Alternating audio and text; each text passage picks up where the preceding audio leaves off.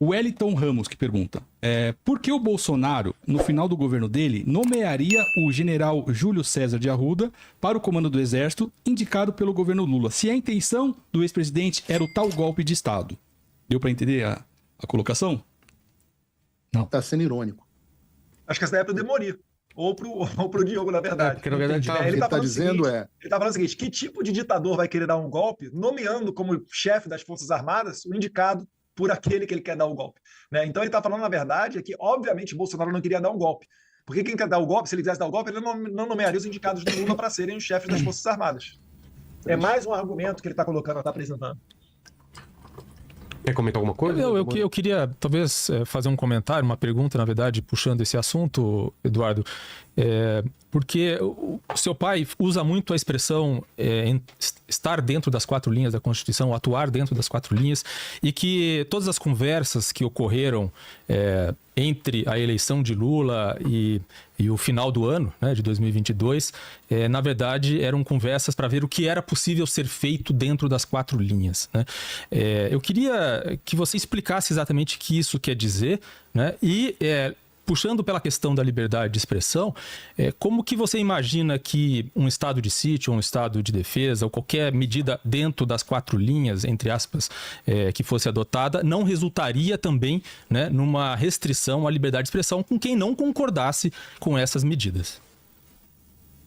Mas calma aí, Gil, tá ocorrendo aqui um conflito, né, de teoria jurídica. Porque é o seguinte, tanto o estado de defesa quanto o estado de sítio são mecanismos constitucionais. Não dependem exclusivamente do presidente. Né? Você tem que convocar o Conselho da República, e aí são vários integrantes, tá? Inclusive o presidente do Senado, o presidente da Câmara, né, ministros de Estado. Depois de apresentar uma proposta, mandar para o Congresso Nacional, que num quórum qualificado, ou seja, muito mais difícil do que as votações de lei ordinária, para a aprovação e a permissão que o presidente possa, então, baixar aquele decreto.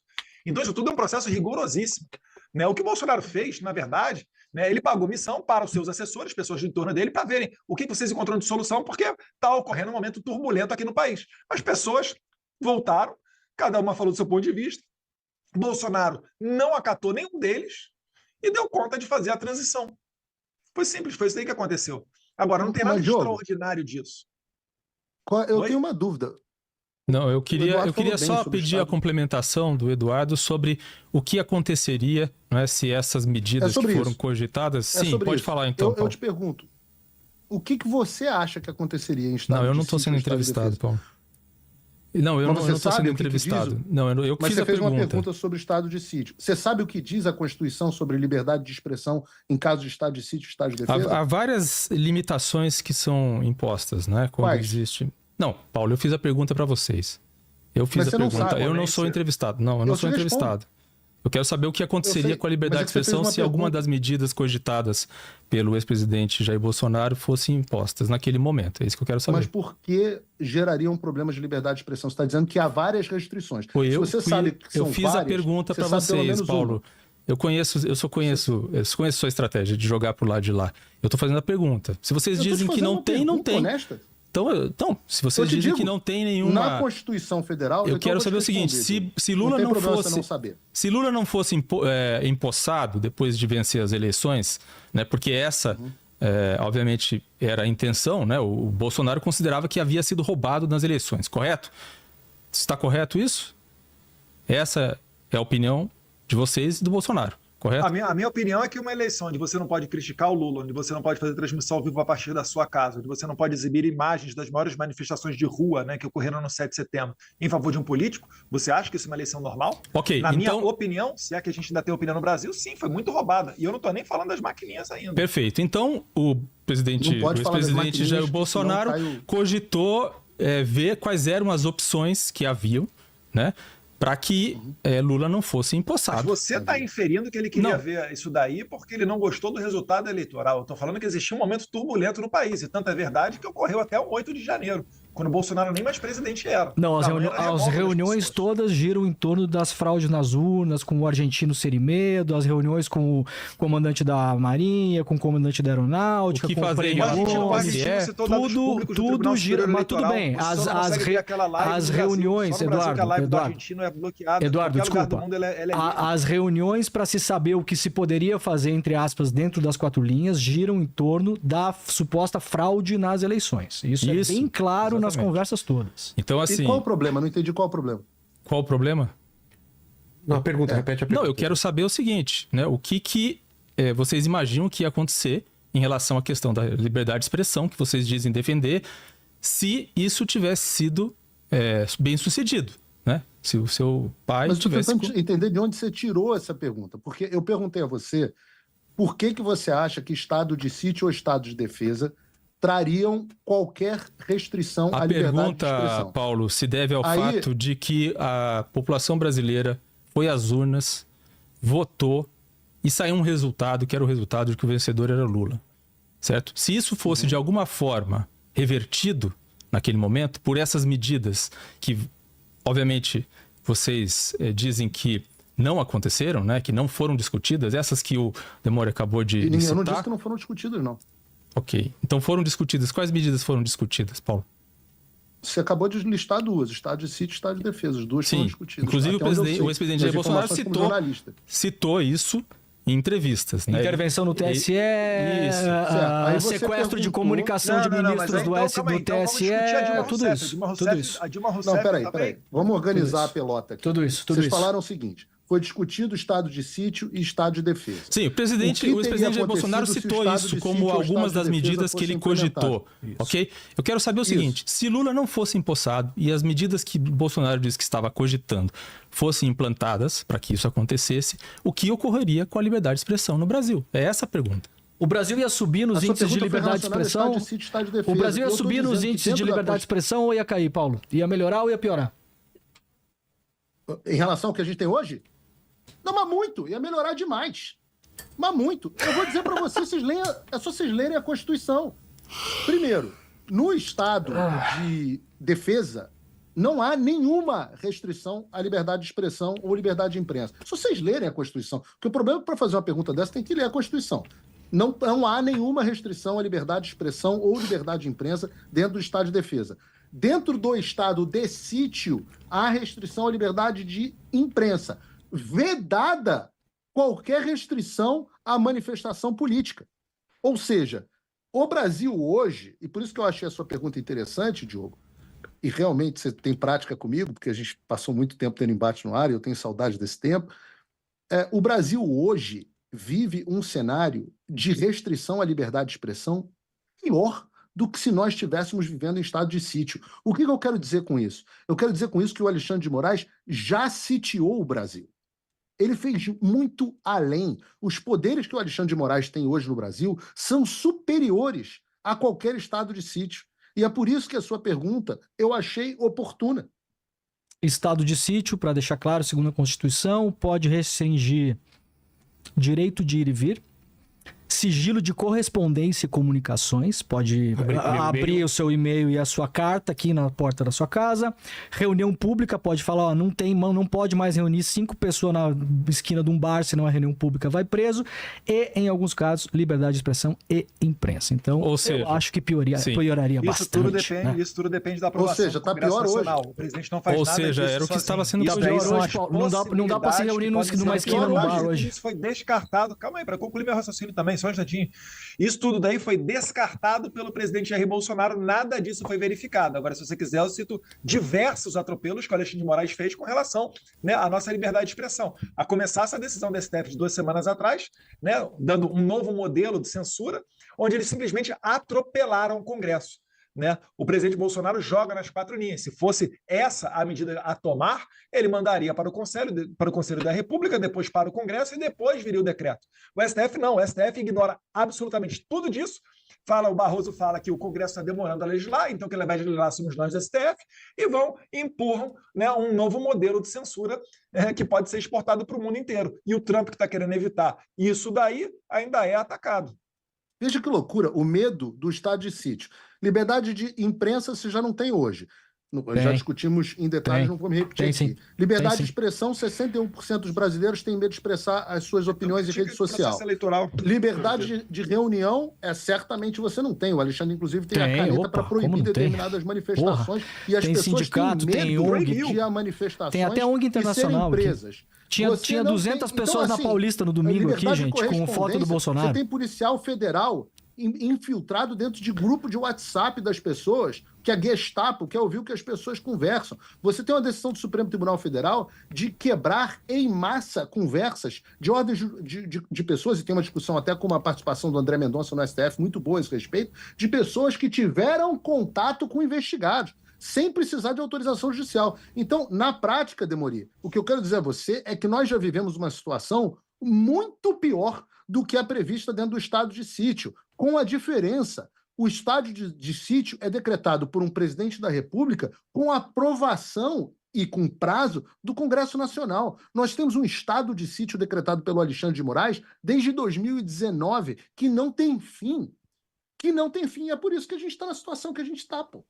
Você está preocupado com o estado de sítio só do Bolsonaro? Não, só pelo contraponto do, como a gente falou, né? O Eduardo e o Paulo defendem, tem uma visão sobre... Tem uma visão sobre... Não, só trazer... Eu ainda estava na fase da pergunta e eu ainda vou refazer essa pergunta minha de novo, de uma outra forma, tá? Porque o Paulo, eu conheço o Paulo, já conversamos muito, já debatemos muito, ele joga para você, porque depois eles usam cortes de internet, que é uma forma de desqualificar eu sabia que você a pessoa. Não, eu sei, Paulo. Tudo bem. Eu vou fazer a pergunta de uma maneira mais simples, porque talvez eu tenha feito ela de uma maneira um pouco complicada. A questão é a seguinte: tivesse sido adotado alguma dessas medidas que o ex-presidente Jair Bolsonaro disse que tinha cogitado, né? Se no dia seguinte, né, ou uma semana depois, ou alguns meses depois, uma pessoa como eu, um jornalista como eu, o Demori, ou qualquer outra pessoa que dissesse que aquilo era um golpe, o que aconteceria com essa pessoa? Né? Se ela poderia continuar dizendo e acusando aquilo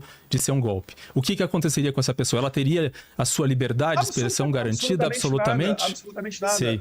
Diogo, absolutamente nada. Assim como várias pessoas disseram, né, que em 2016 houve um golpe, né, se referindo ao impeachment da Dilma Rousseff, e o Bolsonaro não falou nada, mesmo tendo votado a favor do impeachment. O Bolsonaro não é um ditador. Vocês tentam pintar essa imagem de uma pessoa que durante 4 anos foi chefe supremo das Forças Armadas e não tomou absolutamente nenhuma conduta nesse sentido. O que me causa estranheza é que a gente debate tanto essa questão, vindo algumas pessoas a tratar como se fosse um golpe, e olhando para trás, a Dilma fez a mesma coisa. A Dilma debateu essa questão. E o general Vilas Boas colocou no livro dele que não foi adiante, porque àquele tempo, né, os líderes militares tinham mais respeito, e ele segurou essa onda aí da Dilma Rousseff. O Bolsonaro recebeu propostas, debateu, cogitou, e aí vocês estão falando de golpe, uma coisa que nem se iniciou a execução, que tecnicamente, né, levada ao pé do juridiquês, não teve nem o primeiro ato executório, e ainda que se tivesse ocorrido, seria algo constitucional, que dependeria do apoio do Congresso. Então, meu Deus do céu, é uma loucura querer pintar isso. Acabei de falar de um presidente que não fechou nenhuma imprensa, o Moraes fechou. Eduardo... Um presidente que permitiu o livre funcionamento do Congresso, o STF atropelou. A gente não votou a 2630, né, o PL da censura, mas o STF, né, o Barroso, disse que o Congresso está demorando, então a gente vai regulamentar aqui as Big Techs. Então, isso tudo é que me causa estranheza. Não o presidente chegar e cogitar, receber input, né, receber ideias e resolveu não acatar nenhuma delas. O Bolsonaro, vocês estão deixando claro que é uma pessoa altamente democrática. É um estadista. Eduardo, o que acontece, Diogo, não, se só disser pra... que o STF deu um golpe? Eduardo... O que acontece se você disser? Você está perguntando se houvesse o estado de sítio e o Bolsonaro decretasse o estado de sítio, o que aconteceria se as pessoas dissessem que ele deu um golpe? Eu te pergunto hoje, no caso concreto, em vez de a gente viver num mundo além da imaginação. O que acontece com quem diz eu que escrevo, eu faço críticas frequentemente a decisões do STF, eu tô aqui, tá tudo bem. Não, foi isso que eu disse. Eu duvido você passar a live do argentino no seu canal. Porque eu não faria isso. Vai rebatendo ponta a ponta. Eu não colocaria um argentino falando fake news sobre as eleições. Pois é, eu duvido difícil. você entrevistar o Então argentino. desmente a fake news dele, acaba com a credibilidade dele. Já foi desmentido. Eduardo, deixa eu fazer uma pergunta objetiva aqui. Traz aqui no Inteligência Limitada. Duvido. Paulo, só uma pergunta objetiva aqui. Só complementar a pergunta, depois a gente pode ir para o chat. se não aconteceria nada com jornalistas num eventual novo governo do Bolsonaro, mesmo tendo perdido as eleições. Eu queria saber por que a ABIN, dita assim, paralela, me monitorou desde 2019 até 2022. Minha localização, da minha família, onde eu ia, com quem eu me encontrava, meu telefone. Por que eu fui monitorado pela ABIN paralela? Eles queriam, eventualmente, num estado de sítio, me dar um presente, um prêmio? O que aconteceu? Não sei, mas o meu sigilo telemático está quebrado desde 2022. O que ia acontecer comigo? Sem nem processo. O meu foi sem decisão. O meu foi sem decisão judicial, Paulo, pela BIM paralela, por agentes que estavam contra a lei. Por que, Eduardo, que eu estava sendo monitorado enquanto jornalista? Eu não entendi. Calma aí, Demoli. Quem fez isso foi a BIM ou foi a BIM paralela? É a BIM paralela que o seu pai conhece muito bem. Por que eu fui monitorado enquanto jornalista? O que queriam saber sobre a minha vida e o que aconteceria com pessoas como eu? Todo respeito, você não é tão importante assim a ponto de colocar o foco em cima de você, Demoli. Se Bolsonaro quisesse fazer qualquer tipo de coisa contra a BIM paralela me monitorou porque, Eduardo, ele poderia ter lançado mão desse abuso inteiro. Desqualificação pessoal não vai... Você fatos que ninguém conhece. Opa, tem uma investigação da Polícia Federal com provas absolutas sobre o monitoramento. Tem uma investigação agora da Polícia Federal. Você está dizendo então que a Polícia Federal mentiu nessa investigação da BIM paralela e nada daquilo aconteceu. Federalmente, o Polícia Federal, sempre os mesmos delegados é que tomam conta dessas investigações que são sempre abertas pelo Alexandre de Moraes. O log de informações do software. O log de informações. O Eduardo Bolsonaro, o cara que falou, use a sua criatividade para fechar a revista Oeste. Eduardo, o log de informações da First Mile. O log de informações do software israelense First Mile, que mostra o monitoramento contra mim. Desqualificação pessoal nesse momento não vai adiantar. Acho que a gente está indo bem até o final, Eduardo. Não precisa. Deixa eu te perguntar de novo. Eu fui monitorado, segundo uma investigação da Polícia Federal e segundo declararam próprios agentes da ABIN, declararam em juízo que esse monitoramento aconteceu com várias pessoas. Eu fui uma delas. Lá está o meu telefone, os lugares onde eu andei, com quem eu falei. Por que diabos o governo Bolsonaro estava monitorando jornalistas? Essa é uma pergunta bem simples. O First Mile foi comprado durante a gestão do Temer. Mas foi usado durante a gestão do seu pai. Pelo Ramagem, que inclusive falou que era um instrumento muito ruim, muito ineficaz, só faz geolocalização. Então, quando você abre ali uma geolocalização do Congresso, você vai pegar os 30, 40 mil pessoas que estejam ali. Né? Então, não tem, né? Pessoa fulano de tal foi ou não foi. Gente, pelo amor de Deus, qual é o interesse que existia nisso daí? Qual foi o resultado disso? O que foi feito? Agora, a ABIN, ela levanta né, informações de diversas pessoas. Eu acho que o delegado Ramagem é a pessoa mais apropriada para você fazer esse tipo de pergunta, Demônio. Agora, não tem nada de palpável. Por que estão colocando Carlos Bolsonaro em cima disso? Não tem nada a ver. Né? Pegaram ali umas conversas de assessora dele, sempre o Phishing Expedition, né? Igual fizeram com o Bolsonaro. Pegaram lá na casa dele o celular dele, falaram que ele estava fazendo falsificação de cartão de vacina. O presidente sempre falou que nunca tomou vacina nenhuma. Né? E aí, depois, a partir disso daí, começam a surgir vários fatos. E vai se inventando narrativa em cima de narrativa, né? Coisa em cima de coisa. Se eu estava ali no Congresso, de repente eu também fui monitorado. De repente sabiam lá o georreferenciamento, onde é que estava o meu telefone. Caiu ali no georreferenciamento de um aparelho desse daí. Eu quero saber o seguinte, cadê a imprensa fechada? Cadê o jornalista calado? Cadê a facada? Cadê a tentativa de assassinato? Paulo, você é a favor que agências de inteligência monitorem jornalistas sem ordem judicial? Você é a favor ou contra isso? Depende do que você quer dizer com monitore. Porque não, monitoramento com software. Não, gente, está comprovado o monitoramento. Não adianta vocês fazerem certos monitoramentos. Você sabe como funciona o First Mile? Você sabe como funciona o First Mile? Eu não, por isso que eu estou te perguntando. Então eu vou te explicar. É um software que você coloca o celular, o número específico de uma pessoa, não é assim que você joga uma rede. Você pega o número de uma pessoa, coloca lá e você monitora 24 horas por dia a localização dela para entender com quem que ela está falando, com onde ela está se encontrando, em que momento ela está. Isso não pode ser feito sem autorização judicial. Isso comprovadamente foi feito no Brasil durante o governo Bolsonaro pela BIM. Você acha que isso é coisa de um país democrático ou de um país ditatorial? Eu acho que se não há suspeita a seu respeito, você não deveria ser monitorado. Mas aí eu te faço uma pergunta. Perfeito. Então você não concorda. Deixa eu te dar a contrapartida dessa história, porque eu acho que eu fiz uma concessão justa aqui a você. Deixa eu te dar uma contrapartida. O Rodrigo, eu não vou personalizar, eu vou pegar o caso do Rodrigo Constantino. O Rodrigo Constantino está desde 30 de dezembro de 2022, ou seja, há 2 anos e 8 meses, com o sigilo telemático, bancário e fiscal dele quebrado, sem sequer ter sido notificado pela justiça para poder apresentar uma defesa. Você concorda com isso, Demori? Eu fiz uma concessão do seu lado. Se não foi notificado, não concordo. Mas, veja, passou por uma autorização judicial. No meu caso, nem isso Mas a gente aconteceu. está dizendo que a autoridade judicial é o ditador. Bom, Então, aí se eu é a tô dizendo, opinião se de passou vocês. por uma ordem do ditador, do Bolsonaro, você está de acordo? Aí é a A gente está opinião de discutindo que vocês. não pode haver. Eu não reconheço a autoridade judicial do Alexandre de Moraes.